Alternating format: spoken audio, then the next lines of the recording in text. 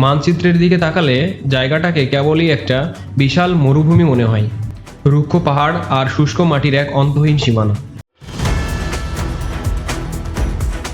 কিন্তু এই শান্ত পাথুরে মাটির নিচে চাপা পড়ে আছে একবিংশ শতাব্দীর সবচেয়ে বড় ভূরাজনৈতিক রহস্য। এটি বেলুচিস্তান, পাকিস্তানের সবচেয়ে বড় কিন্তু সবচেয়ে কম জনবহুল প্রদেশ। বাইরে থেকে একে যতটা শান্ত দেখায়, এর ভেতরে জ্বলছে ততটাই তীব্র আগুন। কেন এই অঞ্চলের মাটি সোনা আর গ্যাসের খনি হওয়া সত্ত্বেও এখানকার মানুষ ক্ষুধার্ত?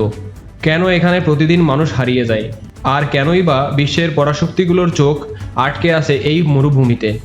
আজ আমরা উন্মোচন করব বেলুচিস্তানের সেই অন্ধকার রহস্য। রহস্যের প্রথম সূত্র লুকিয়ে আছে এই মাটির গভীরে। 1952 সাল বেলুচিস্তানের সুই নামক এলাকায় আবিষ্কৃত হয় বিশাল প্রাকৃতিক গ্যাসের ভাণ্ডার। পুরো পাকিস্তানের ঘরের উনুন জ্বলে এই গ্যাসে, চাকা ঘুরল কলকারখানার। কিন্তু অদ্ভুত বিষয় কি জানেন? যে মাটির বুক চিরে এই গ্যাস বের হলো, সেই বেলুচিস্তানের অধিকাংশ মানুষ আজও গ্যাস সংযোগ পায়নি। তারা আজও খড়ি পুড়িয়ে রান্না করে। রহস্য এখানেই শেষ নয়। এখানকার রেকর্ডিক খনিতে লুকিয়ে আছে বিশ্বের অন্যতম বৃহত্তম সোনা ও তামার মজুদ, যার মূল্য $100 বিলিয়ন বেশি। অথচ এই বিপুল ঐশ্বর্যের ওপর দাঁড়িয়ে থাকা মানুষগুলোর জীবন কাটে চরম দারিদ্র্যে। সম্পদ যখন আশীর্বাদ না হয়ে অভিশাপ হয়ে দাঁড়ায়, ঠিক তখনই জন্ম নেয় ক্ষোভ। আর সেই ক্ষোভের আগুন থেকে জন্ম নিয়েছে বেলুচ স্বাধীনতার লড়াই। এবার আসা যাক এই রহস্যের সবচেয়ে রোমাঞ্চকর অধ্যায়ে। আরব সাগরের তীরে অবস্থিত একটি ছোট মাছ ধরার শহর গাদার। আজ থেকে প্রায় 20 বছর আগেও কেউ এর নাম জানতো না, কিন্তু আজ গাদার হলো চীনের $100 বিলিয়ন বেল্ট অ্যান্ড রোড প্রকল্পের মুকুট। চীন কেন এই মরুভূমিতে এত টাকা ঢালছে? কারণ এই গাদার বন্দর। এর মাধ্যমে চীন সরাসরি ভারত মহাসাগরে প্রবেশ করতে পারছে, যা তাদের চিরশত্রু আমেরিকার চোখ এড়াতে সাহায্য করে। কিন্তু এই মেগা প্রজেক্টের পেছনে কি শুধুই উন্নয়ন, নাকি এর আড়ালে লুকিয়ে আছে অন্য কোনো ছক? বেলুচদের অভিযোগ, তাদের জমি কেড়ে নিয়ে চীনদের দেওয়া হচ্ছে। আর এই কারণেই বেলুচিস্তানের রুক্ষ পাহাড়ের আড়াল থেকে একে একে বেরিয়ে আসছে সশস্ত্র যোদ্ধারা। বেলুচিস্তানের আকাশে এখন শুধু বারুদের গন্ধ। একদিকে পাকিস্তানের সেনাবাহিনী, অন্যদিকে স্বাধীনতার দাবিতে লড়াই করা বেলুচ লিবারেশন আর্মি বা BLA। কিন্তু এই যুদ্ধের সবচেয়ে ভয়ঙ্কর অংশটি দৃশ্যমান নয়, এটি একটি ছায়াযুদ্ধ। এখানে রাতারাতি মানুষ গায়েব হয়ে যায়। ছাত্র, অধ্যাপক, অ্যাক্টিভিস্ট যারা সরকারের বিরুদ্ধে কথা বলে, তারা আর ঘরে ফেরে না।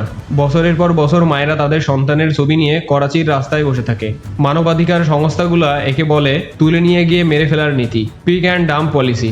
কিন্তু এই নিখোঁজ রহস্যের সত্যতা কখনো আলোর মুখ দেখেনি। পাকিস্তানের দাবি এসব ভারতের গোয়েন্দা সংস্থা রয়ের চাল, আর বেলুচদের দাবি এটি রাষ্ট্রীয় নিপীড়ন। সত্যটা আসলে কি, তা এই মরুভূমির বালির নিচেই চাপা পড়ে আছে।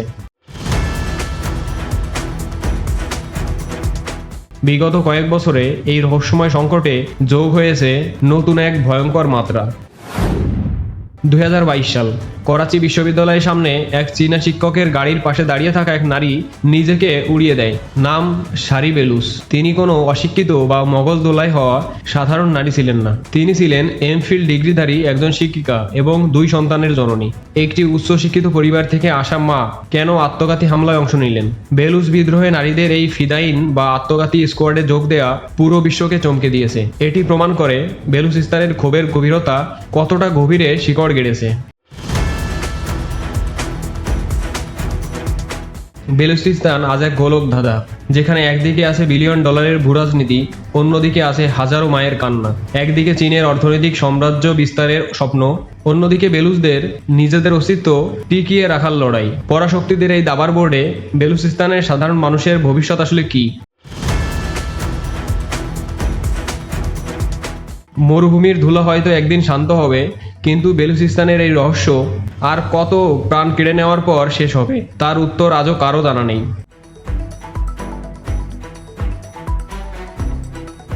আজকের এই ভিডিওটি ভালো লাগলে লাইক করুন এবং বন্ধুদের সাথে শেয়ার করতে পারেন।